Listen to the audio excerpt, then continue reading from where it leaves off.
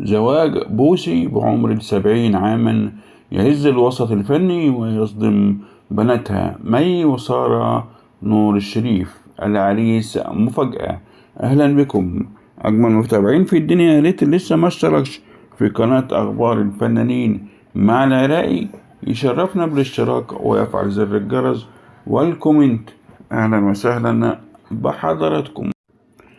عادت النجمة المصرية بوسي لتتصدر الترند ومحركات البحث جوجل بعد أنباء زفافها المفاجئ في عمر 70 عاما، واشتعلت مواقع السوشيال ميديا بأنباء زواج الفنانة المصرية بوسي من رجل أعمال مصري، الأمر الذي شكل مفاجأة للمتابعين. ونفى مصدر مقرب من الفنانة بوسي الغائبة عن الأضواء تلك الأنباء، وصفها بالشائعات المغرضة.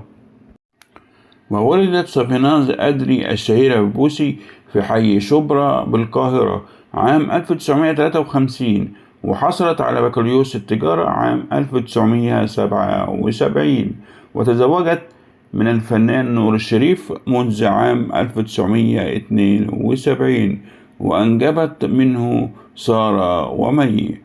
وبدايتها الفنية كانت في سن مبكرة، حيث شاركت في مسلسل جنة الأطفال وهي في 10 من عمرها. لها تاريخ فني كبير، وشاركت في الكثير من الأعمال السينمائية والتلفزيونية والمسرحية. أبرز أدوارها في التلفزيون كان مسلسل خالة صفية والدير.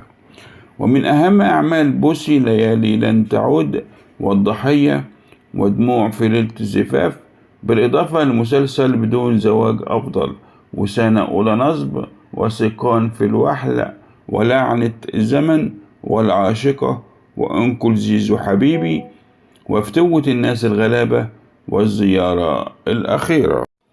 ومن أبرز المسلسلات التي شاركت فيها إلى جانب نجوم الدراما المصرية العشاق وبيت السحالف وقيد عائلي، وكان آخر أعمالها مسلسل البرنسيسة بيسا بطولة مي عز الدين، وشارك في بطولته كل من الفنانين نجم المسرح محمد أنور وسامي مغوري وأمير مصري وحجاج عبد العظيم وآخرين.